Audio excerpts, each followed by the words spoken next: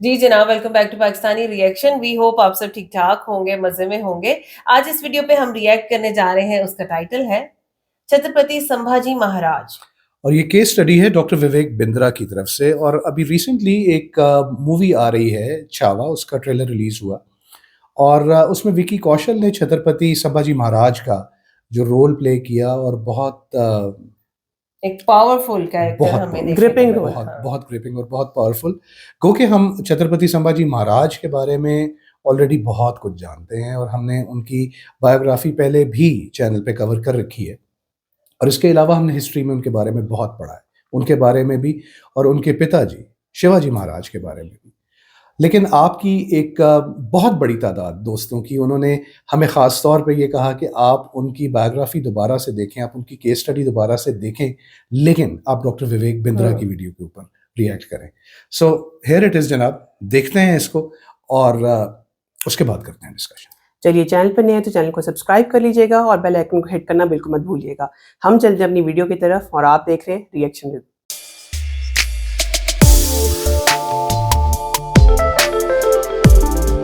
चलो जी, तो वीडियो को स्टार्ट करते हैं। 3, 2, 1 एंड गो। आपका स्वागत है। मैं विवेक बिंद्रा, मोटिवेशनल स्पीकर। आज एक ऐसे इंसान की बात करूंगा, हो सकता है आपकी आत्मा कांप जाए। एक बात कहूं, वीडियो पूरा देखिएगा अगर हिम्मत है आप में तो, और कोशिश करिएगा कि अंत में रोए भी ना आप। इनका नाम है छत्रपति संभाजी महाराज। आपने छत्रपति शिवाजी महाराज का वीडियो देखा था। यह उनके ज्येष्ठ पुत्र 1657 में इनका जन्म हुआ। बचपन से आखिरी तक केवल संघर्ष।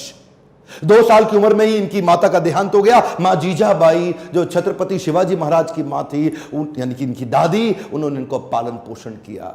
सोचता हूं कहां से शुरू करूं और कहां लेके जाऊं। अद्भुत बालक जिसके बारे में पूरी दुनिया को पता लगना जरूरी है। 13 साल की उम्र तक 13 भाषाएं सीख चुके थे।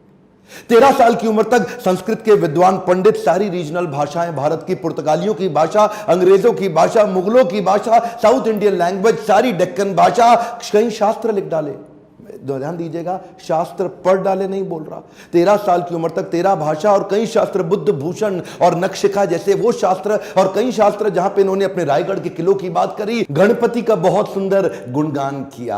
हॉर्स राइडिंग, आर्मरी, तीरंदाजी और बॉडी बिल्डिंग, इन सब में तो इतने पावरफुल थे। एक्चुअली ना, अगर आप ध्यान से देखो तो ये एक रेयर कॉम्बिनेशन है, शस्त्र और शास्त्र दोनों के।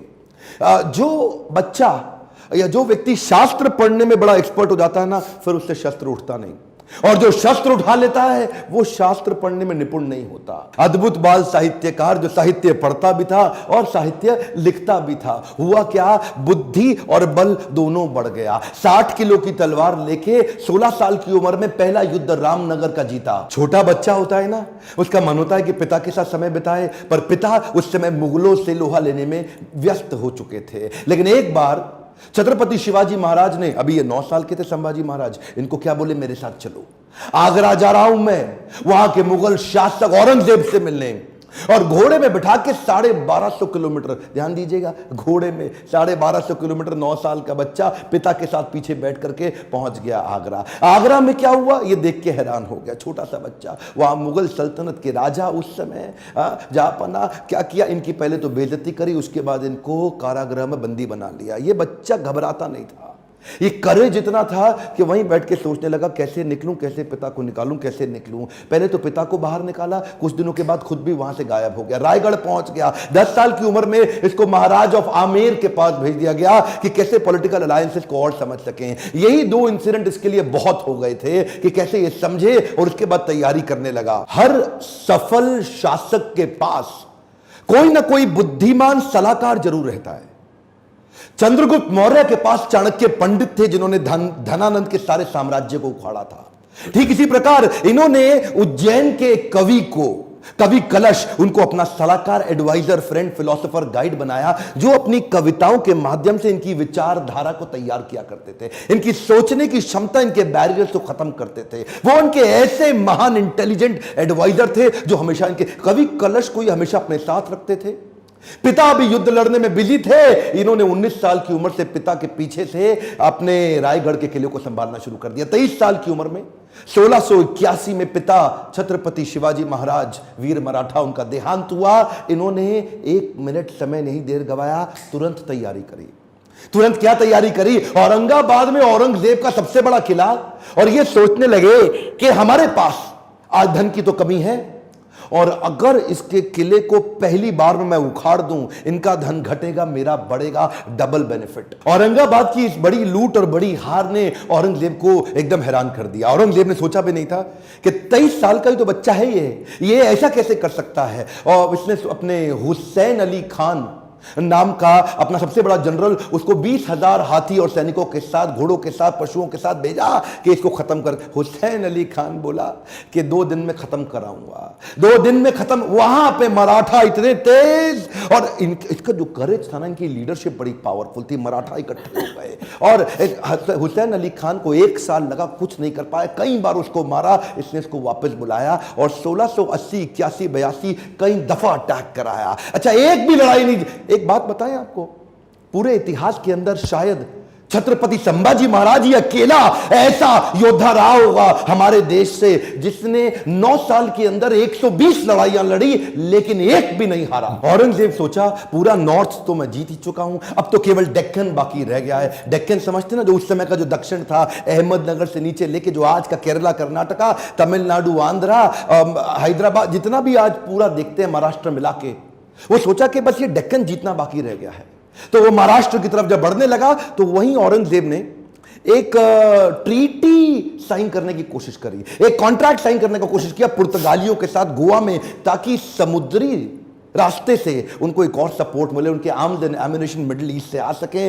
औरंगजेब बहुत तेज था, बोला सोचा नॉर्थ से भी सपोर्ट लूंगा, पोर्चुगीज लोगों को साथ रखूंगा, साउथ से और निकालूंगा, तीनों चारों दिशाओं से खदेड़ के खत्म कर दूंगा। ये तो छोटा सा बच्चा है। इन्होंने जैसे ही पता चला संभाजी महाराज को, सबसे पहले ये गोवा में घुस गए। गोवा में जाकर के इन्होंने पोर्चुगीज को तो उखाड़ उखाड़ के बहुत फेंक फेंक के मारा, और ये वापस आए। उसके बाद फिर लड़ने की तैयारी करी। मेरे हिसाब से छत्रपति संभाजी महाराज की सबसे बड़ी अचीवमेंट्स में एक अचीवमेंट तो यह रही कि इन्होंने 9 साल तक औरंगजेब को मराठाओं के बीच में घुमाता रहा। औरंगजेब एक्चुअली नॉर्थ छोड़ के यहां आ गया और मराठाओं के बीच में इतना घुमाया, 8 लाख की सेना, इनकी 20,000 की सेना, और इन्होंने मराठाओं को इधर से मार उधर से मार, इतनी लड़ाइयां लड़ी, एक बार भी औरंगजेब जीत नहीं पाया। अच्छा हुआ ये क्योंकि इनको यहां बिजी रखा ना, जरा ध्यान दीजिएगा, तो उधर नॉर्थ में डेक्कन में बिजी रख करके, उधर नॉर्थ में पंजाब के अंदर, बुंदेलखंड के अंदर, राजस्थान के अंदर स्वदेशी सल्तनतें वापस तैयार होने लगी। उधर 9 साल का गैप मिल गया ना, तो 9 साल के अंदर स्वदेशी ताकतें फिर खड़े होने लगी। हमारे देश के हिंदू राजा वापस आए मुगलों से लड़ने के लिए। ये इसको गोल गोल घुमाते रहे, इतना गोल गोल घुमाया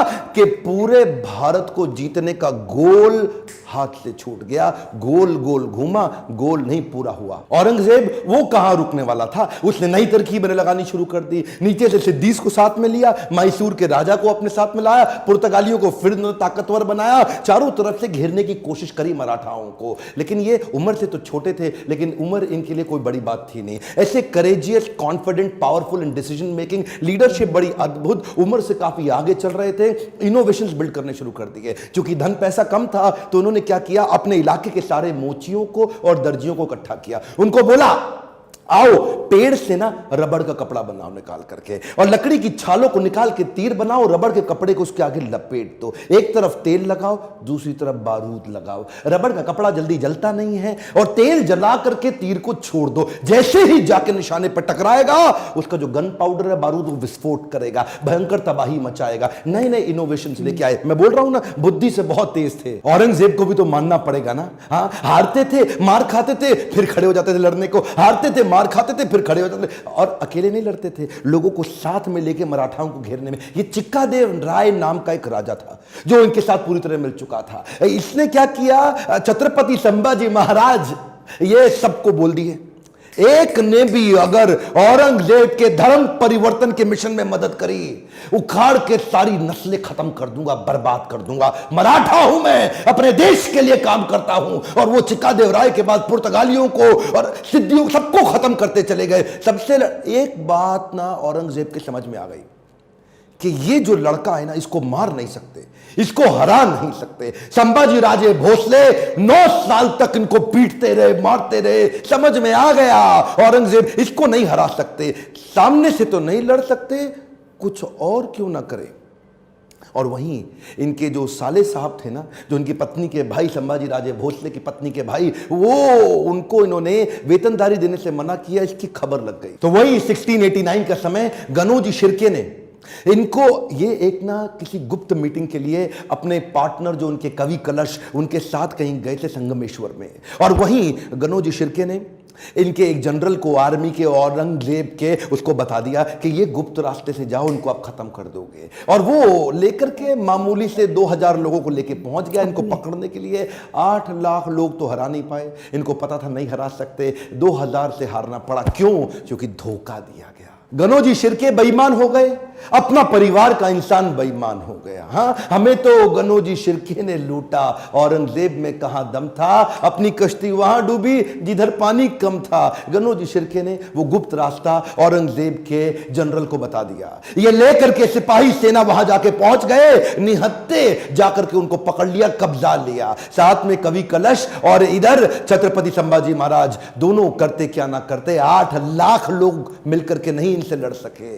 चोरी से इनको जाके पकड़ लिया। औरंगजेब अंदर तक खुन्नस खाया हुआ था संभाजी महाराज से। कवि कलश संभाजी महाराज को लेके ऊंट से उल्टा टांग दिया, उल्टा टांग के पूरे शहर में घुमाया, बहुत मारा पीटा, लोगों को बोला इन पे मूत्र त्यागो, इनको मारो, पत्थर फेंको। उसके बाद बुला के बोला 3 प्रश्न, मराठा किंगडम मेरे हवाले कर दो, ट्रिब्यूटरी प्रिंस बना दूंगा, जो सोना गहना छुपाया चोरी किया है मुझको वापस कर दो, और किसने तुम्हारी मदद करी उसका नाम बताओ, तीसरा अपना धर्म परिवर्तन कर लो। ये 3 काम कर लो, आज ही जीवित बचोगे और मेरे साथ रहोगे, ताकतवर बना दूंगा तुमको। संभाजी महाराज और कवि कलश की आंखों में इतना सा भी डर नहीं था। उसको बोले कि मैं मराठाओं की जमीन तुम्हारे नाम नहीं करूंगा, अपने धर्म का बलिदान नहीं करूंगा, 1000 बार मारो, अगली बार फिर जन्म लूंगा, अपने ही धर्म में लूंगा। रुका नहीं औरंगजेब। इन दोनों ने अन्न जल का त्याग कर दिया और शरीर को लेकर सुन्न हो गए।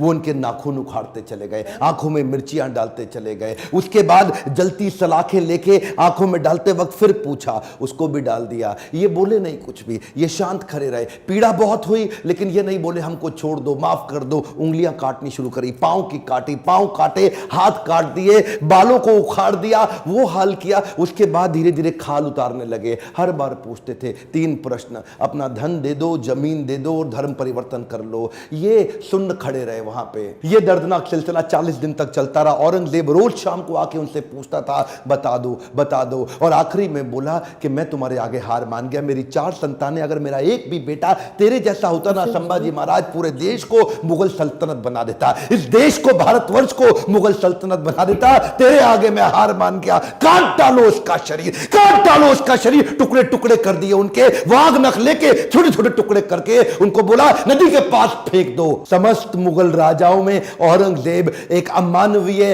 इनह्यूमन राजा था। बहरहाल मौका मिल गया सारे मराठाओं को एक होने का। उन्होंने शरीर के टुकड़े उठाए शंभूजी महाराज के, उनको सिल के उनका अंतिम संस्कार किया। लेकिन अब हर घर महल बन गया, हर औरत सेना में आ गई, हर पत्ता तीर बन गया। देश धर्म पर मिटने वाला शेर शिवा का छावा था। महापराक्रमी, परम प्रतापी एक ही शंभू राजा था। सारी मराठा कम्युनिटी एक हो गई और उसके बाद दोबारा युद्ध छेड़ा गया। खत्म हो गया दक्कन का सुल्तान बनने का उसका सपना। कुछ ही साल के अंदर वहीं दक्कन की भूमि में मारा गया, वहीं खत्म हो गया। औरंगजेब देश को नहीं जीत पाया। गर्व है मुझे कि मैंने जन्म लिया ऐसे देश में जहां वीर मराठा संभाजी महाराज का जन्म हुआ। पर दुख है मुझे कि देश आज ऐसे वीरों को भूलता चला जा रहा है। आज मेरी, आपकी, हर मराठा की और पूरे देश की जिम्मेदारी है कि इनकी कहानी पूरे देश को पता लगनी चाहिए। एक बहुत अच्छी वीडियो जी। और मैं इस वीडियो के स्टार्ट में आपको पहले भी कह चुका हूं कि हमने छत्रपति संभाजी महाराज के बारे में एक बड़ी डिटेल्ड वीडियो और उसके ऊपर एक बड़ा अपना डिटेल्ड एनालिसिस आपके सामने रखा था। और वो वीडियो जो है वो चैनल पे मौजूद है, आप उसको देख सकते हैं। लेकिन खैर, thank you so much for recommending this video, because doctor Vivek Bindra का एक बड़ा एक मुनफरिद सा स्टाइल है बात करने का, और मैं ये समझता हूँ कि मैसेज को उनकी बात, उनकी एक्सप्लेनेशन का जो तरीका है वो समझ में आता है। बिल्कुल आता होगा, इसलिए क्योंकि आप लोगों ने तो पहले भी वीडियो देखी हुई है। हमने वीडियो भी देखी है जिसके ऊपर हमने रिएक्ट किया, लेकिन उसके अलावा मतलब ये हिस्ट्री है सब कॉन्टिनेंट की, सो इसको हम पढ़ चुके हैं, not the distorted one, the actual true history हम जानते हैं संभाजी लेकिन महाराज बाज दफा इस तरह का जो अंदाज होता है ना हिस्ट्री को सुनाने का, वो और तरह से स्ट्राइक करता है सुनने वाले बंदे। बिल्कुल ऐसा ही है। और संभाजी महाराज के बारे में क्या बात की जाए जी, मतलब one of the greatest rulers of सब कॉन्टिनेंट, और किसके अगेंस्ट? औरंगजेब, आलमगीर के अगेंस्ट। और औरंगजेब के बारे में मतलब दो तरह की परसेप्शंस हैं। एक मतलब वो है कि जो तारीख का हिस्सा है, और एक वो परसेप्शन है जो कि डिस्टॉर्ट करके तारीख को बनाई गई है,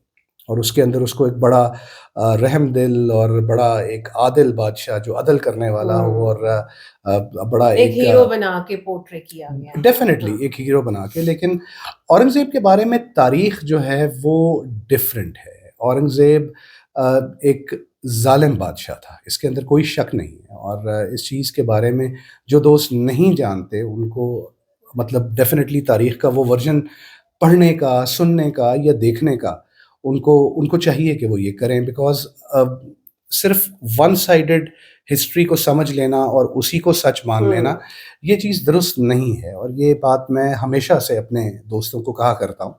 उसके लिए आपको पढ़ना पड़ता है, आपको डिफरेंट जो ओपिनियंस हैं, आपको उसको देख के तो फिर आपको एक एनालिसिस लेना पड़ता है कि बेसिकली आपको तारीख किस इंसान का क्या चेहरा दिखा रही है।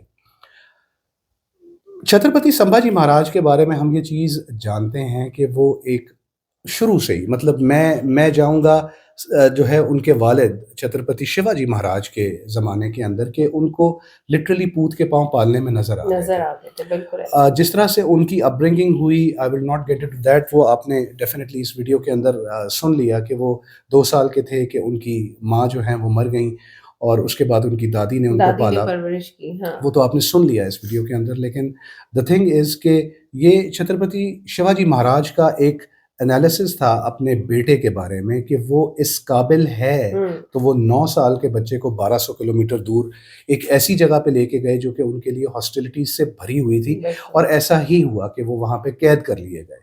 और फिर वहाँ पे छत्रपति संभाजी महाराज, उनकी अकल, उनकी जहानत, उनकी स्ट्रेटजी वहाँ पे उन्होंने पहली बार देखी उनके वालिद ने, कि जब उन्होंने पहले उनको वहाँ से कैद से आज़ाद करवाया और बाद में खुद भी कुछ अरसे में वहाँ से कैद से आज़ाद होके वो आ गए। और शायद यही वजह होगी कि चंद बड़े फैसले उन्होंने फिर लिए अपने बेटे के लिए। बिल्कुल ऐसा और ही उनको है। उस तरह से ट्रेन किया जिस तरह के वो विजन कर रहे थे। एग्जैक्टली। और जिसके अंदर सबसे बड़ा फैसला जो था वो ये था कि उनको 10 साल की उम्र में ही राजनीति सीखने के लिए एक दूसरे आमेर के राजा के पास उनको भेजा गया, जहाँ पे उनकी पूरी जो है वो क्या कहना चाहिए कि अपब्रिंगिंग हुई इस हिसाब से कि उन्होंने सल्तनत के ऊपर हुकूमत कैसे करनी है, उनको रूलर कैसे बनना है, उनको सिखा दिया, फैसले कैसे लेने हैं। वो बताते हैं ना कि भाई 13 साल की उम्र में 13 लैंग्वेजेस उनको आ गई थी। यही बात, इसी तरफ मैं आने लगा था कि he was a very learned man. लेकिन हर एक इंसान के दो पहलू होते हैं। एक पहलू उसके पढ़ाई लिखाई और उसकी इल्म और उसकी लियाकत के हिसाब से होता है, और एक पहलू ये होता है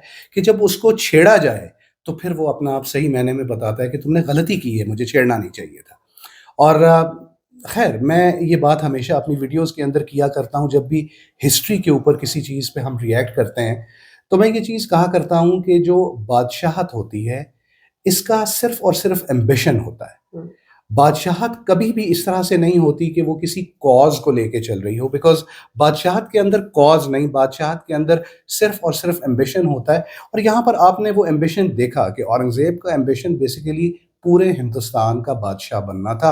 अब सिर्फ उसके अपनी ईगो को सेटिस्फाई करने वाला बंदा बन जाता है। डेफिनेटली। और फिर आप उस चीज के अंदर ये चीज देखिए कि क्योंकि मराठे जो थे ये सबसे बड़े रास्ते में रुकावट थे, सो उसने यही कहा कि मैं इन्हीं को रास्ते से हटाता हूं। लेकिन अब यहाँ पर छत्रपति संभाजी महाराज की वो जो एक वॉर स्ट्रेटजी थी और उनका जिंदगी भर का जो ज्ञान था, जिंदगी भर में क्या छोटी सी उम्र थी उनकी, लेकिन फिर वो ज्ञान जो था वो उनके काम आया, और उन्होंने अपनी उन वॉर स्ट्रेटजीज को किस तरह से औरंगजेब के अगेंस्ट, उसकी 8 लाख फौज के अगेंस्ट उन्होंने इस्तेमाल किया। अब ये चीज देख लीजिए कि औरंगजेब को कभी भी उनके ऊपर फतह पाने का सुख हासिल नहीं हुआ, ऐसा ही है। And he could never be the ruler of all the Hindustan. वो सिर्फ और सिर्फ जो इलाका वो कब्जा कर चुका था उसी के ऊपर अपनी ग्रिप रख लेता तो बहुत बल्कि था। जब दक्कन की तरफ वो आया तो वो अपने उस इलाके को भी छोड़ने लग गया, उसकी ग्रिप खत्म हो गई, मतलब वहां पे अपराइजिंग स्टार्ट हो गई ना। हाँ। तो ये चीज होती है कि आपको जब एक तरफ उलझा दिया जाता है तो आप मैं तो इसको मतलब ऑनेस्टली स्पीकिंग औरंगजेब के एम्बिशन के अलावा और मैं कोई चीज नहीं कहूंगा। इंसान अंधा हो जाता है ना, उसके सिर्फ विजन के अंदर सिर्फ एक उसकी वो चीज रह गई होती है, उसकी चेकलिस्ट के बिल्कुल अंदर ऐसा सिर्फ ही एक है, चीज रह गई बिल्कुल ऐसा ही है कि उसका ambition to become the ruler of all the Hindustan and obsession कि मैं इस लड़के को मार क्यों नहीं वो पा रहा। ऑब्सेशन बाकी चीजों के ऊपर हावी हो हाँ, गई। कि मैं इसको हरा क्यों नहीं पा रहा। और फिर उसने वो कह रहे हैं ना कि 23 साल के लड़के को हल्का लिया ना, हल्का और लिया। फिर 9 साल किस तरह से उन्होंने उसको घुमाया कि वो काबू से बाहर हो गया। अच्छा, मराठों के बारे में मैंने जो कुछ भी सुना है वो नेचुरली अपने पेरेंट्स से सुना है, बिकॉज ये वो लोग थे कि जो मतलब इस मुत्तहिदा हिंदुस्तान से ही माइग्रेट किए थे या इनके एंसेस्टर्स। सो वो मतलब मराठों के बारे में ये चीज़ बताते हैं कि मराठे किसी को छेड़ते नहीं, लेकिन अगर इनको कोई छेड़े तो ये छोड़ते नहीं। सो ये चीज़ आपने इस कहानी के अंदर, इस केस स्टडी के अंदर आपने ये देखी। और मतलब I will not get into that part of the history के जहाँ पे छत्रपति संभाजी महाराज को जिस बेदर्दी से मारा गया, बिकॉज वो सिर्फ और सिर्फ एक टॉर्चर है। लेकिन मैं जो एक बात इस वीडियो को कंक्लूड करते हुए आखिर में ये कहना चाहूँगा अपने सब दोस्तों से, वो ये है कि तारीख को जितना मर्जी डिस्टॉर्ट कर दिया जाए और तारीख को जितना मर्जी बदल देने की कोशिश की जाए, चाहे वो कोई भी उसको बदलने की कोशिश करे, अमूमन तारीख को बदलने वाले लोग तारीख का हिस्सा नहीं रहा करते।